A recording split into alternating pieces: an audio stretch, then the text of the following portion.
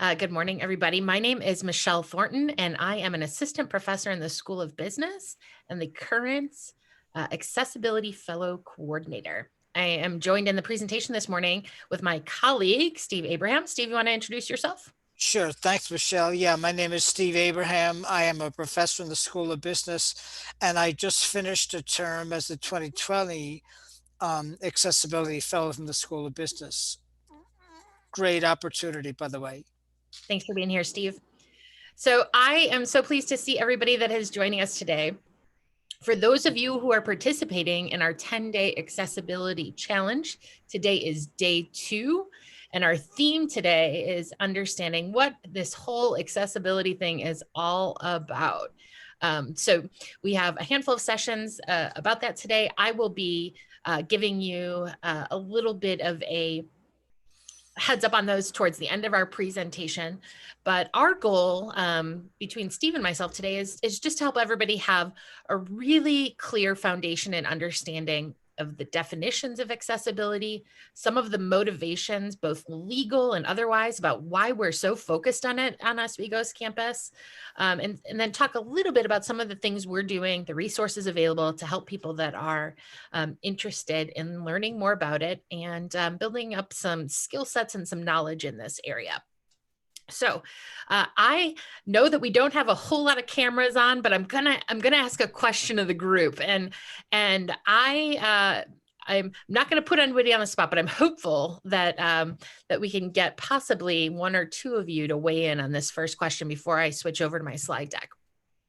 So I think that the word accessibility means a lot of things to a lot of different people, and I'm curious, for those of you who decided to either participate in the challenge or just join us today for this session, when you heard the term accessibility, what kind of synonyms or concepts first came to mind? What did you expect and think that we would be talking about today? Can I ask anyone to volunteer just an idea or just a thought on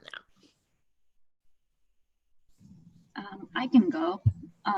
So I thought of disability like straight off the bat, just because my father works for like people with mostly physical disabilities, and so that's kind of like I've always had that association.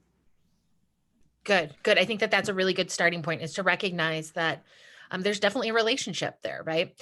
If we think about something becoming more accessible, we have to think about who might have challenges with the accessibility of something. Anybody else have any other immediate thoughts or reflections on kind of what first came to mind? Jim? Inclusion would be a good word. Yeah, that's a great one. Thank you. Yeah, go ahead, Lizette. Oh, you know what? You're on mute. That does not help, right? I'm thinking equal access to education. Great. I love that. Mm-hmm. Any other thoughts? You know, I think that there's a lot of places on campus that we use the word accessibility or accessible. And so we definitely talk about it in the spaces that everyone has mentioned so far, in terms of access for people with disabilities, or just a more inclusive space in general. Sometimes people think about it, excuse me, in terms of financial access, right? So support and resources for things like textbooks or help with getting internet access, right? So all of those are really good, I think, places for us to start. But what I want to do is try and hone in our focus on really what Steve and I are hoping you take away as a definition. So I'm going to go ahead and switch over and start sharing my screen now and pull up some slides to get us kind of all to a place where we kind of are coming from the same foundation. And bear with me while I pull these up here.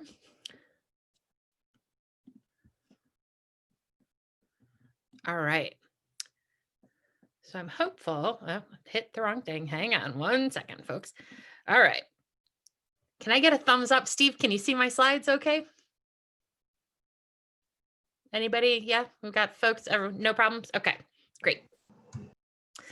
All right. So I think that a lot of times people assume that when we're talking about accessibility, we think about words like available, usable, approachable, affordable, unrestricted. And I think all of those are really good synonyms to help us start to think about what we mean by accessibility. But I want to give you sort of a formal definition of how we are talking about it within this session and within the accessibility challenge. So for starters, we think about accessibility as sort of guiding principles, instead of sort of like a framework, with the intention behind it of lowering or removing barriers for learning, right? We're a college campus, and of course, that's going to be at the heart of anything that we're thinking about. But you guys are 100% right that that is especially for students with disabilities, be that physical, learning disabilities, other types of psychological or emotional, anything that falls into that space. And it really comes down to equity. And so when we talked about inclusivity, I think this is really what gets at it, right? Accessibility is about offering equitable learning experiences across the spectrum to as broad of a range of learners as possible. And this is regardless if somebody has identified themselves as having a disability or formally acknowledged and signed up with accessibility resources. We want to think about it as sort of a culture or just a general approach to how we are trying to create that inclusive space. And one thing that we find, and then we'll talk about today, is that when we do that, it really gives us a roadmap to making those learning environments better for everybody, even for people that don't formally have noted disabilities. And I think that that is kind of a happy side effect that comes out of any efforts or energy and focus that we put towards making things more accessible. So many of you might be familiar with the term accommodation, and this might be immediately where your head goes when we start delving into the space of disabilities and in students on campus, right?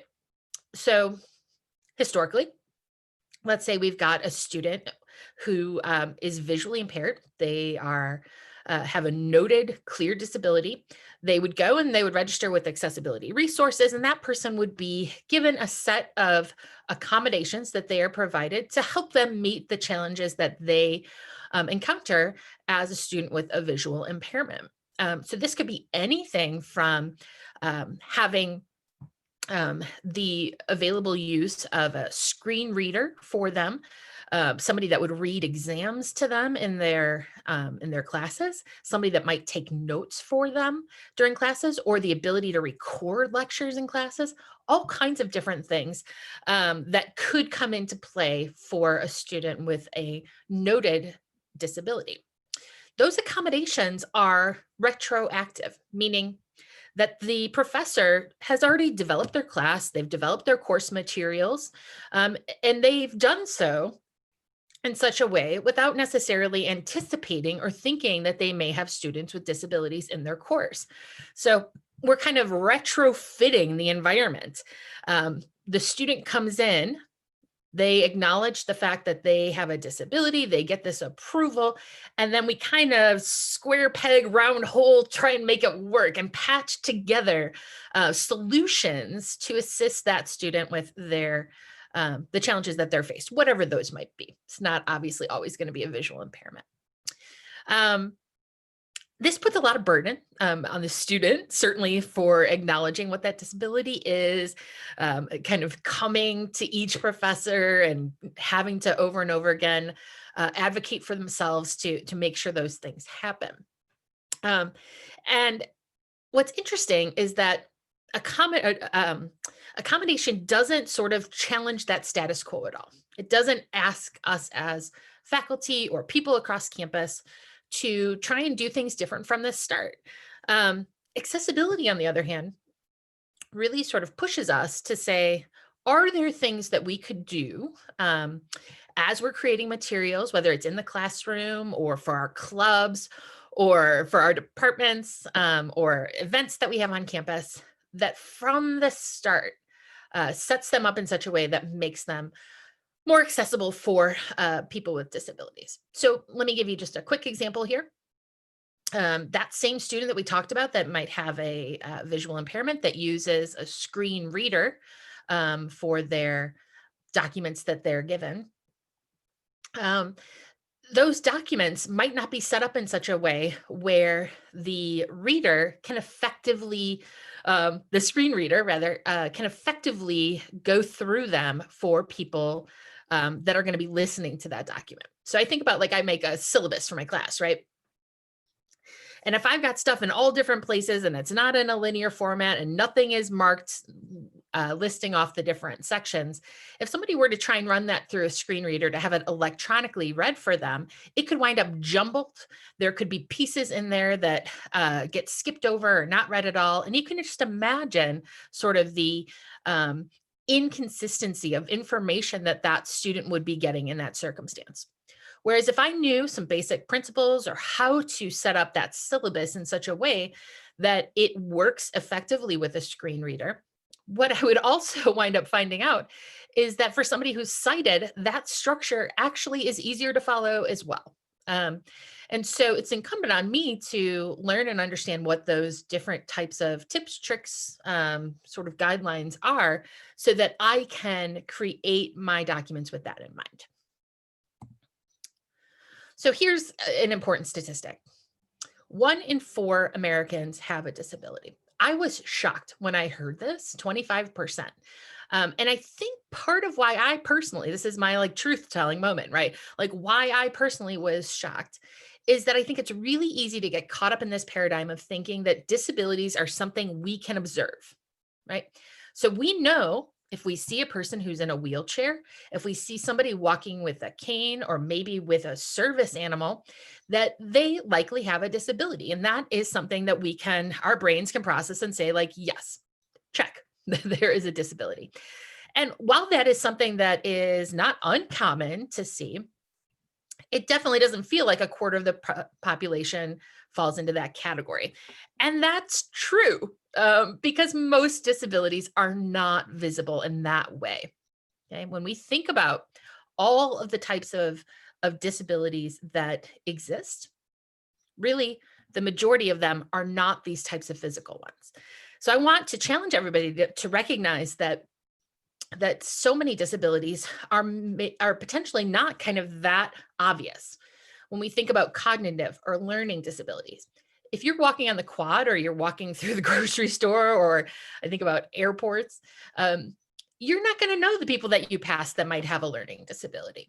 Okay, that's not something that anybody has a clear visual cue on, or a tattoo somewhere that says like, hey, I've got this thing going on. Same thing with a lot of things like a visual impairment. You may not know if there's a partial impairment. If someone's not completely blind or not completely deaf, it may just be a, on the spectrum of those impairments. That may not be as readily apparent either.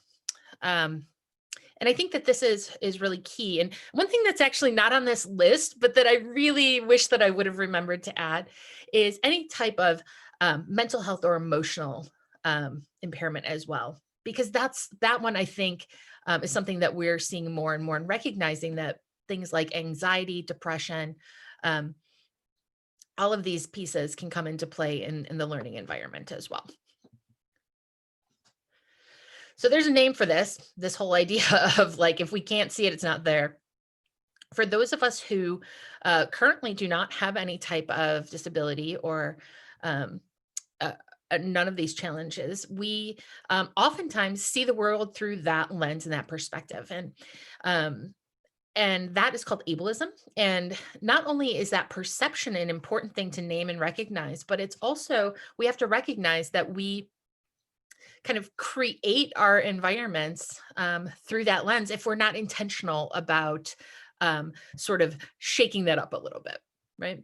So instead of just kind of walking through the world, walking through our campus with this assumption that we're creating materials for everybody else kind of is going to process them and use them the way that we do, we have to kind of agree to and work within a certain set of principles that gives us the opportunity to make it more inclusive for people that aren't like us as individuals. Or if you personally self-identify as having a disability, You recognize that other people may have disabilities that you can't see and that you aren't familiar with or don't understand the challenges related to those as well.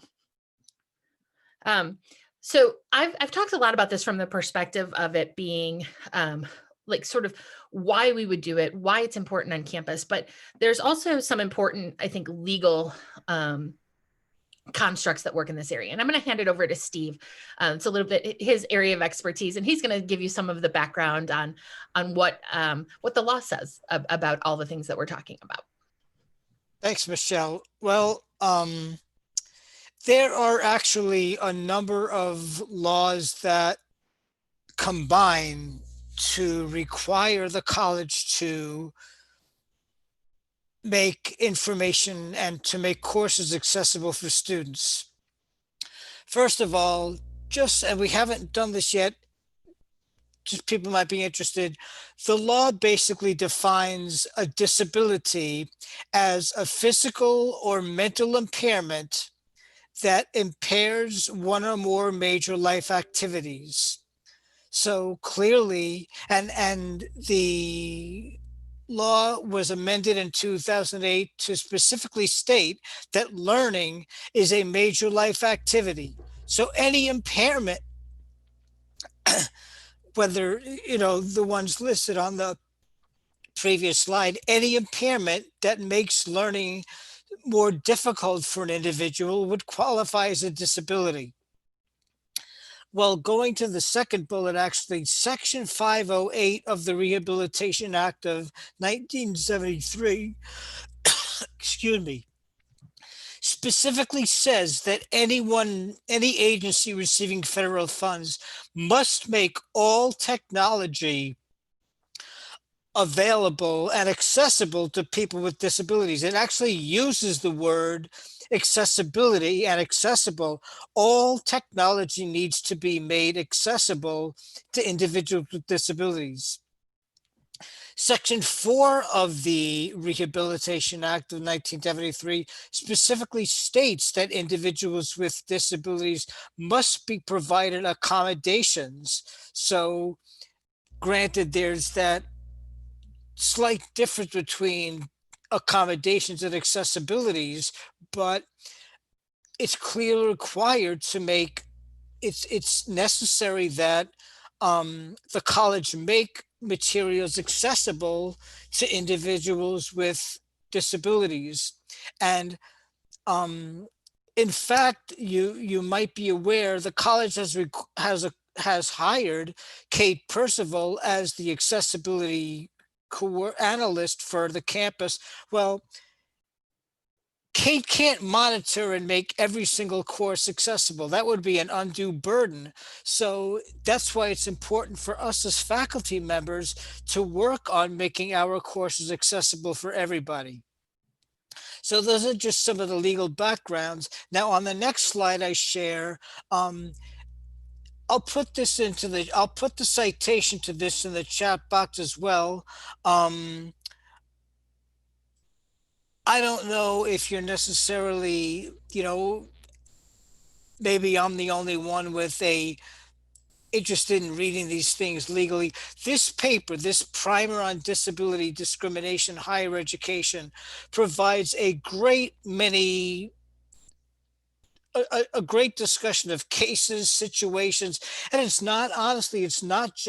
doesn't just talk about accessibility, but for those of you who are interested, people who deal with individuals with disabilities on a fairly regular basis, it talks about housing issues and a whole host of issues. So you might find that paper interesting.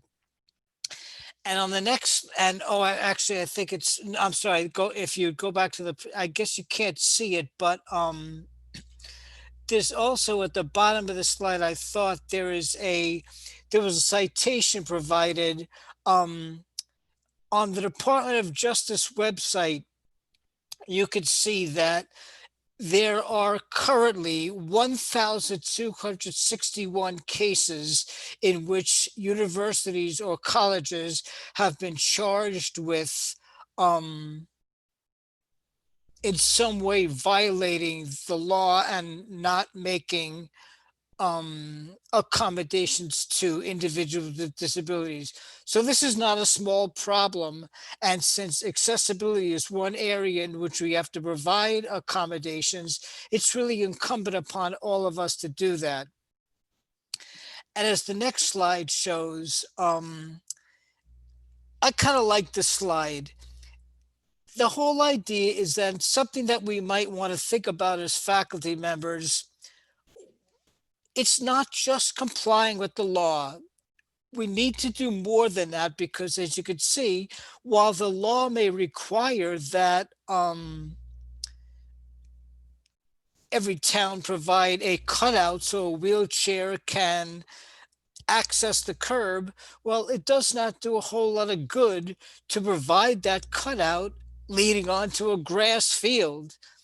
So, and in the same way, we want to think about making every aspect of our courses accessible so that they can be fully functional by everybody. In the next slides, I want to talk a little bit more broadly about, I want to share a couple of pictures, cartoons that I find really kind of interesting. Michelle mentioned this before. A lot of times, I saw this cartoon when I first went to my first accessibility training session last year. A lot of times as individuals will think, as professors, faculty will think about, okay, I'm going to get all of my course content ready. I'm going to satisfy the individuals who are able-bodied first, and then I'll worry about accessibility. But that's kind of doing it, excuse my French, ass backwards in a way, because if you work on the accessibility first, then you actually wind up benefiting everybody, because making your course accessible not only benefits the people who actually need those accessibility improvements, but benefits everybody. And the next slide is also one that I kind of find shows a great point. We all know that handicap accessible doors were probably made because, going back to the laws, the law requires that places of public accommodations be accessible to individuals with disabilities. But look how many more people are actually benefited by those doors than just the people with the disability. Sure, the person in the back who is disabled because he or she is in a wheelchair benefits from those doors, but so does the person who's wheeling his shopping cart and doesn't have to figure out how to stop the shopping cart and pull open the door. And what's not shown necessarily on this slide is, what about the mother who's carrying a bag of groceries in one arm and her child in another arm? Or what about the person who's just carrying a whole lot of books in one hand and bags in another? So making your courses accessible will benefit a whole lot more people than just people with disabilities. As the next slide kind of shows, this is also kind of a really interesting point. Okay, you may have some incredible, those of you who are faculty members may have some incredibly poignant and interesting and useful materials in your courses. But if they're not accessible and if they're not available to people who have disabilities, they're going to be useless. In the same sense, this receipt probably has all of the appropriate information that one would need to read it and understand it, if one understood Croatian. But if one does not understand Croatian, then it's not going to do a whole lot of good. In the same sense, I could have a syllabus, and before I started thinking about some accessibility issues, I think one is specific. There was a great figure on the SUNY website that showed the relationship with SUNY and all the unions that SUNY deals with. it was a great figure. I was so proud of myself that I found that slide and was able to share it in my courses. But then when I looked at its accessibility, I saw that it was totally not accessible to individuals with disabilities. So an individual with a disability trying to read that would not get any benefit out of it. So in just the final slides that couple of slides that I want to talk about quickly.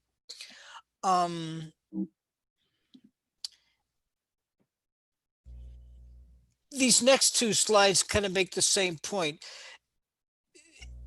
Accessibility is about trying to correct mismatches. A person with a disability, but who cannot access a course in a variety of ways, is just really going to be in a mismatched interaction because that individual is not going to be able to access the course. And so while the course may have some extremely useful information,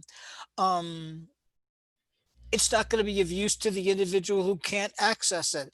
And the same is true. I've been talking a lot about documents, but the same is true for a video that can't be seen or heard, or a PowerPoint presentation that can't be seen either. I'm going to turn it back now over to Michelle, who's going to talk about some of the broader context of why accessibility is so important. Thanks, Steve. I want to pick up on this idea of mismatches and I want to add one thing to Steve's comments. I think there's a danger when we start talking about accessibility and we start thinking about persons with disability as an opportunity for us to sort of other the people that are in that community, right? They are not us. They have different needs. They are different than us. Mismatches is a much more sort of holistic and I think broader way for us to think about it that includes every one of us. So Steve gave a couple of examples where we would find ourselves, all people, mismatched with the information that we're presented with. And I think that there's no sort of better situational example of this than what we've all been dealing with over the last year. The COVID-19 pandemic really was this kind of wake-up call, certainly, but put many people into a situational circumstance where they were very mismatched with the information that they were getting. So, for example, this photograph, we showcase a family sitting around the table. Everybody's got headphones on, computers in front of them. Probably some people are watching videos or listening to lectures, papers all over the place, right? All kinds of distractions. This is a circumstance that isn't necessarily set up for ideal learning, but one that could also be improved regardless of anybody's ability status in that room with some of the things that we do to try and make courses more accessible. So, for example, if one of these folks was in one of my classes and they were listening to one of my recorded lectures and I had captions on it, even if my kids are at the table with me and they've got, their teachers talking to them and they're trying to do their lessons and we can hear all these different things, those captions could make that experience a little bit more matched up to my current situation. And I think when we think about it in terms of that, it's not just about this othered group that is this permanent scenario where we've got folks with disabilities as part of this group that we're trying to accommodate or make things more accessible for. We recognize that any one of us could be in a situation where we have a temporary disability. Maybe you wind up breaking your leg or you have an ear infection. This is something that happened to me when I was a kid all the time. I would get terrible ear infections and couldn't hear anything in class. It was really challenging for me. I certainly was not, didn't have a permanent hearing impairment, but in those circumstances, it felt like I did.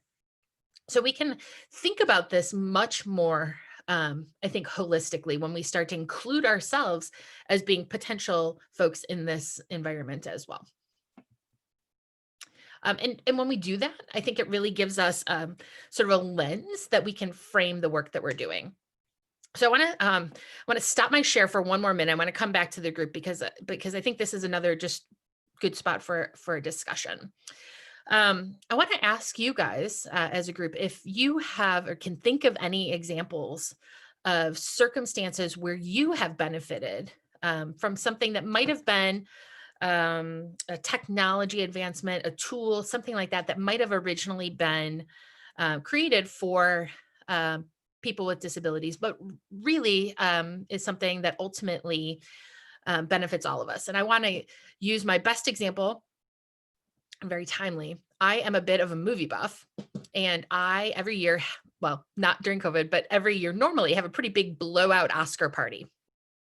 And in that Oscar party, I have multiple TVs set up around my house, all kinds of people. Most people that come are pretty into movies as well, but you can imagine it's a loud and noisy environment. But some of us take it pretty seriously. And when they start to go through the nominees and call the winners, like I want to be able to hear or know what that is. So on every TV that we have in the house, we also put the closed captioning on so that regardless of how boisterous the party gets, everybody can see that. So I recognize wholeheartedly, nobody was thinking about my Oscar party when they closed captioned this show, right? But it's something that definitely makes it available to everybody at my event to be able to experience that and get all the information that they need, even in that mismatched environment. Does anybody else have any examples of things that they've benefited from? Todd, yeah, go ahead. I love that example because sometimes I'll turn it on when I'm just watching a movie because God bless them, the actors, their diction isn't so great, and I want to know how is that word spelled. So it's really helpful to have it turned on. I'm a homeowner and a weekend warrior sometimes, and something as simple as I think Jean, I was in a thing yesterday with Jean, and she mentioned faucets, faucet handles, which were designed to be turned and in one direction for on and one direction for off. If you've got arthritis or you have issues with turning that, I think levers have become more ubiquitous in a lot of bathrooms, and even for doors. A lot of the homes, instead of having door knobs, they have door latches, and those are so much more helpful when you've got your arms full and you're trying to get through the door. You have to put something down to turn a doorknob. You can use your elbow and and do a latch. So yeah, that's another example of being helped. Everybody's helped by that. Yeah, thanks, Todd. Great one. Go ahead. Yep. So a weighted blanket for me is like very important because I know it was developed mostly for like people with autism, but like I have anxiety and having a weighted blanket is really, really helpful for me. So, yeah, that's one of my favorite ones. I think that's such a good example. We've seen, I think, weighted blankets gain all kinds of popularity, even just for people for stress relief, right? Like, so somebody that doesn't suffer from any specific named, disability or, infliction benefiting also. Such a good example. Anybody else anybody use Siri on their phone? If you're hands-free driving, Bluetooth, all of those kinds of things that are voice activated, where do we think that probably came from? Folks that were not able to use keyboards. Yep. Okay. I think that bringing our attention to these kinds of tools that were created allows us to think about how we can implement that and be innovative and creative about what we're doing so that we can also really kind of contribute to that those same opportunities for everybody. Throughout this winter breakout and throughout the accessibility challenge, our goal is to really try and give you those tools so that you can learn and do that as well. I'm going to pull my slides back up just for another couple minutes and share with you some of those things that are coming up and what you can expect and how you can start to sort of become an accessibility advocate and in some ways gain some expertise in that space. So.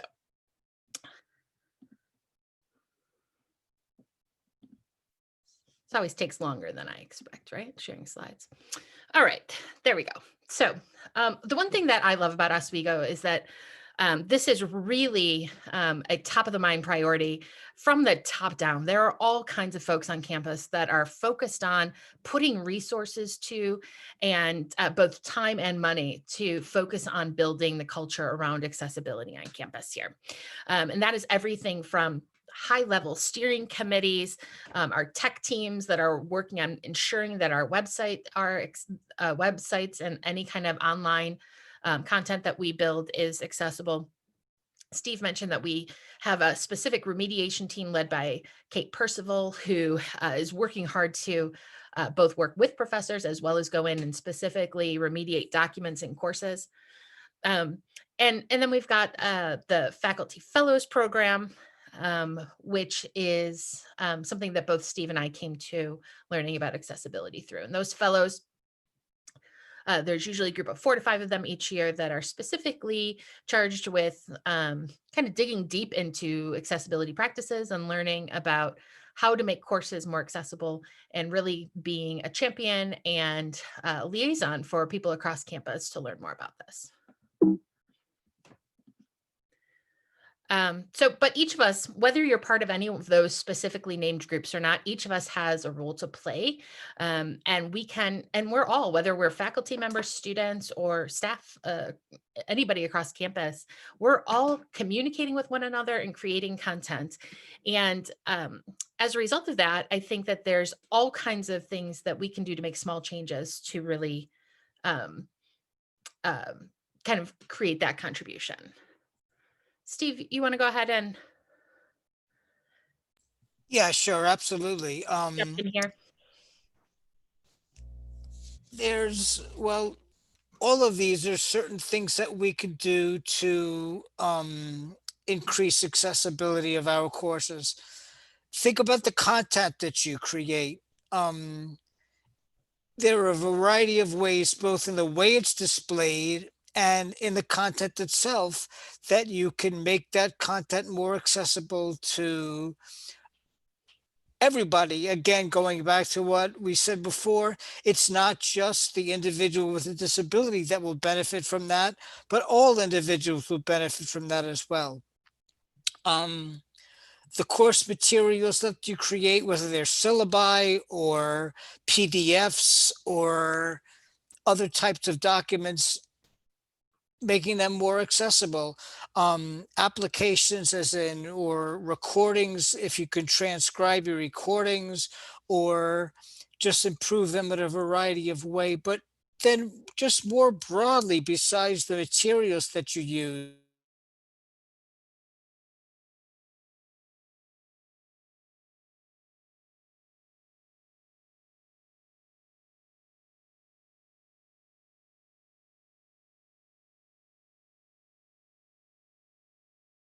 as you start thinking about chatting with others, working with others, etc.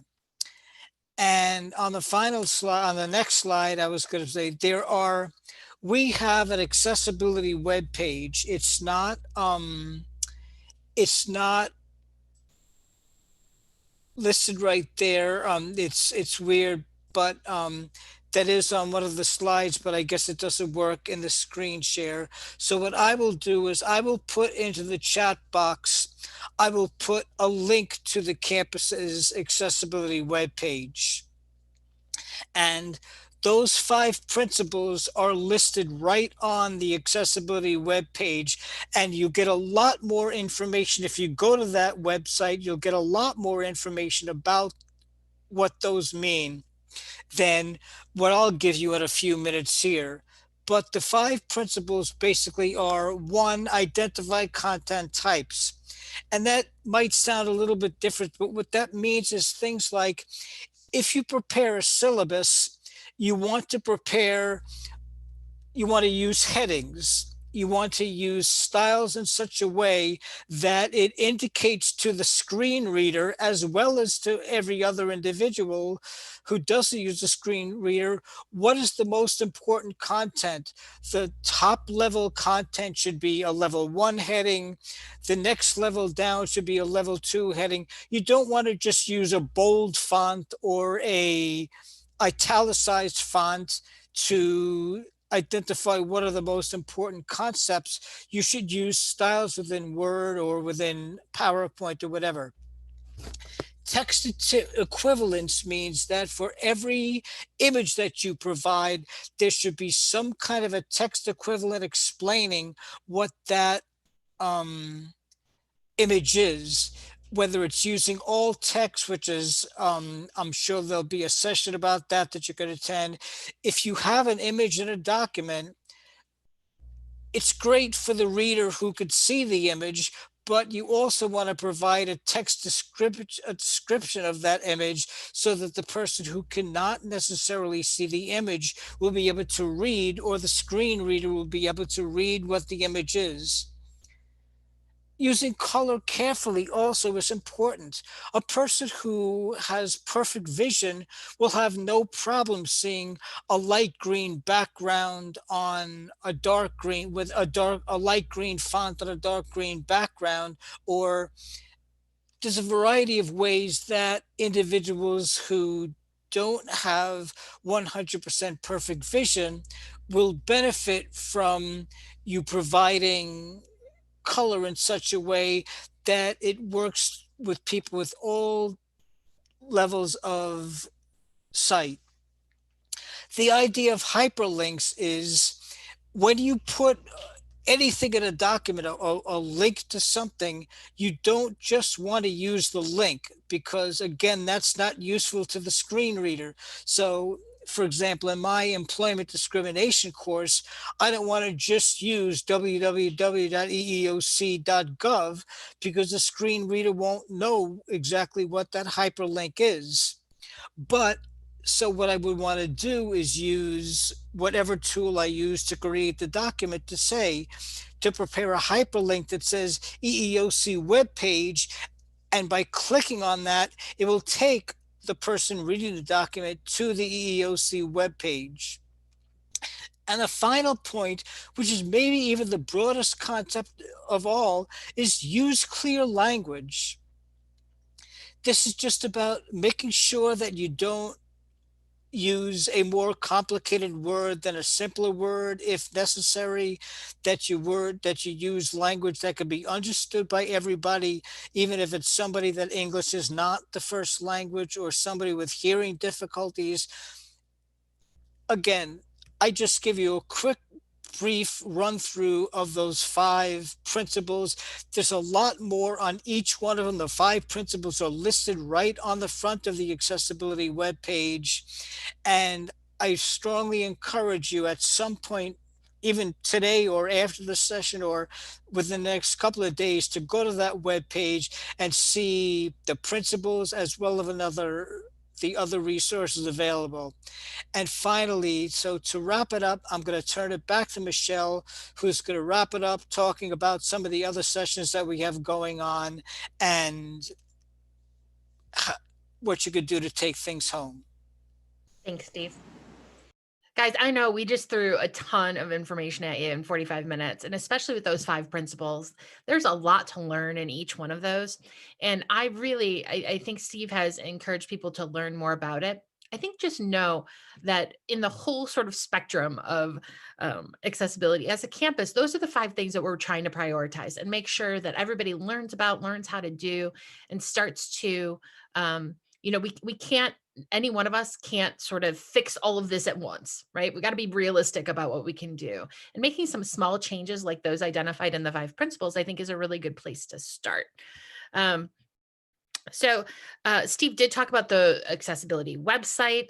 We've also got sessions on kind of how to check the accessibility of your documents. This is, I think, one of the really tricky parts about it, right? Is like, how do you know? Like, is my thing good? Is it bad? Where are we at?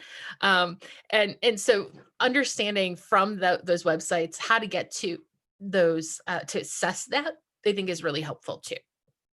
So I want to highlight a couple sessions that are coming up today, this afternoon. In fact, I've got a super short session that highlights one of those accessibility tools, that is Blackboard Ally. In this section, I'm going to be talking about both how to use this as a resource for faculty who are trying to assess and improve the accessibility of their courses. But the thing about Blackboard Ally is that there's a really cool student-facing feature as well that many of you may not know about. So I'm going to be showing that off a little bit as well. So that's the just a short session this afternoon.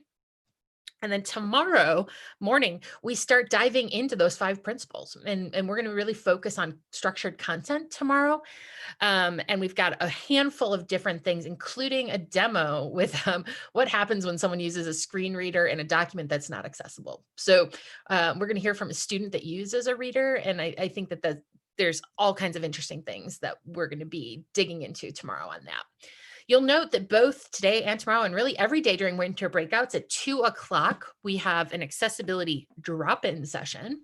And these are hosted by former fellows, members of the accessibility work group that I told you about earlier. And really, this is your opportunity to bring in a document, bring in something you're working on, and we can really help you with one-on-one questions that you have. If you attended a challenge or a session and you're just not sure what the heck any of us mean by color contrast or hyperlinks or any of those things, we can really dig into your actual materials and your specific situations to help you out during those sessions. So no need to register, just show up and someone will be there to help you out.